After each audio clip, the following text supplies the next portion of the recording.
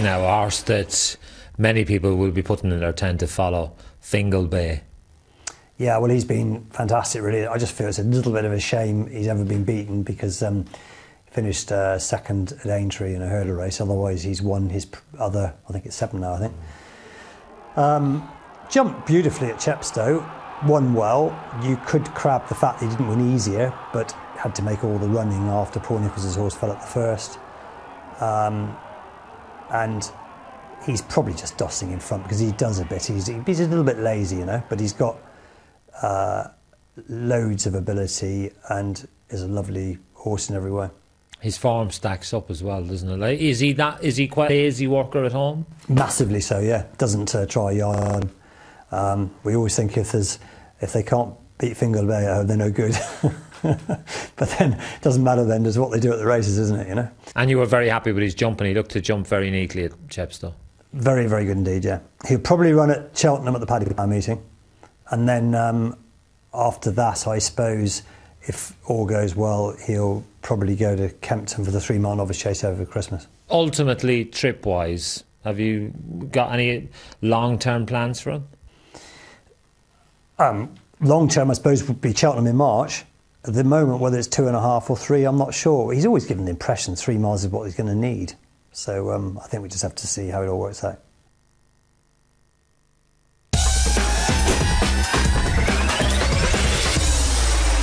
Menorah, a horse that his form stacks up. He's a very smart horse. He is. I mean, he's done very, very well to win the Supreme Novice Hurdle Cheltenham Festival. Was favourite for the champion hurdle, and you know, things didn't work out. But then we decided to go novice chasing, which he's always schooled brilliantly at home, really, really well. And yet we had a few hiccups over fences. A fall at Doncaster and jumped badly when he won at Taunton, and he unseated Richard in his first chase at Exeter. But actually, you know, his jumping came good in the spring, and I hope it will remain that way. And everything he does at home would never suggest there'd be any problem at all with his jumping. Lots been made by the press that 2.5 miles is his trip. They're probably right, but I'm not so sure because he has loads of pace. Philip Hobson reflecting on a couple of his contenders. We can hear more from him now. Let's get his thoughts on 3 more of his field. Coming up, we're going to hear about the former ARCA winner, Captain Chris, amongst others in this segment.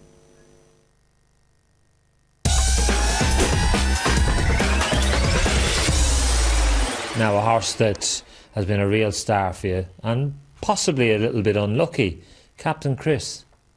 Yeah, definitely he's been a bit unlucky, really. And the thing to remember is he only had his first race in the spring when he was 6. So he's only been in training for 2 years. And as a result, could be more room for improvement. Last season, his main aim was always going to be the Guinness Gold Cup in Punchestown. The ground was so desperate he didn't run. He'll start in the Amden chase. Hopefully he might run the King George after that.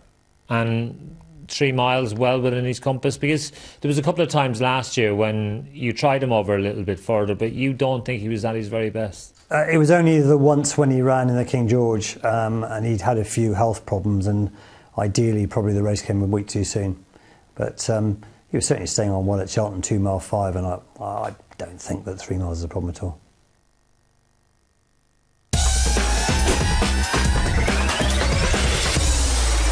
Wishful thinking, a real stable star.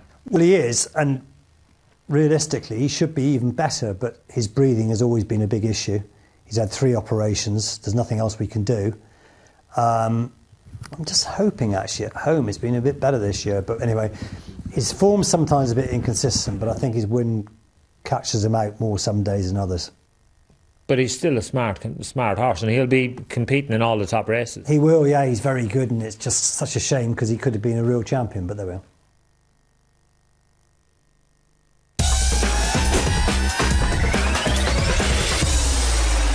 He's been fantastic because he's just been an improver all the time, really, and amazing, really, because he's only just 16 hands and he never jumped hurdles very well.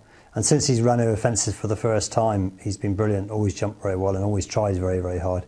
And now he's in the 140s, he's a potential for the National, but I expect he'll run at the Paddy Power meeting of the cross-country race first, having won the cross-country race at the Cheltenham Festival this year. Fairly nice to break what seemed like the Irish stranglehold on that race. Yeah, he's been great actually. It's good fun. Some people say that you've only won the Gymkhana race at the festival, but it's still a festival winner, isn't it?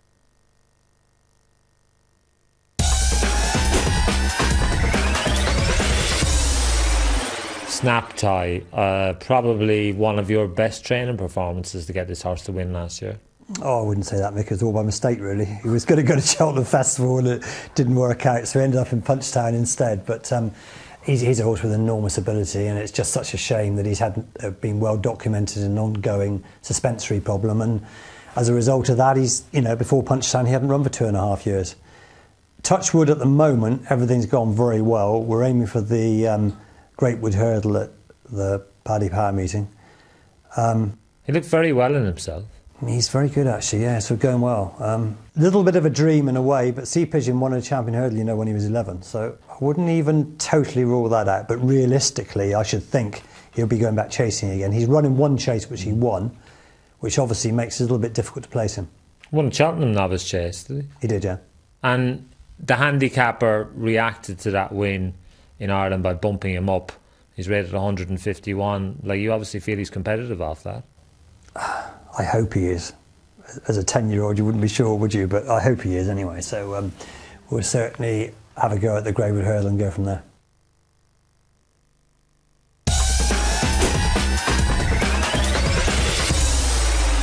Village Vic is one that's, when you look through his form and see the horses that he's finished around. He won very easily Chepstow's bumper last season, and then was second, beating a short head in a listed bumper at Newbury. We should have probably stopped after that. It's always easy in retrospect sometimes, but he probably had enough for the season. Anyway, ran great the other day at Cheltenham, finished second behind Nigel Twiston-Davies' horse. Probably go back to the Paddy Power meeting and the 2 mile 5 novice hurdle there. Hobbs then talking in the main about more established stars, of course, but no books at the ready because now he can reflect on some of the up-and-coming horses in the novice hurdle division.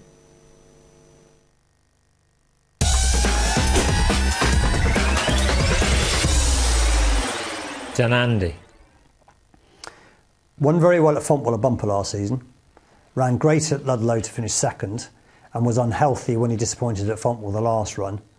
Come back in really good nick now. And he looked terrible all last season. We bought him in December time at the Cheltenham sales very cheaply. But he's definitely a potential improver, and he's a novice all this season over hurdles. Gasline Boy, a horse that won for you at Wincanton. Very good. Mick Fitzgerald Racing Club. Very good indeed. First run for them, so very pleased.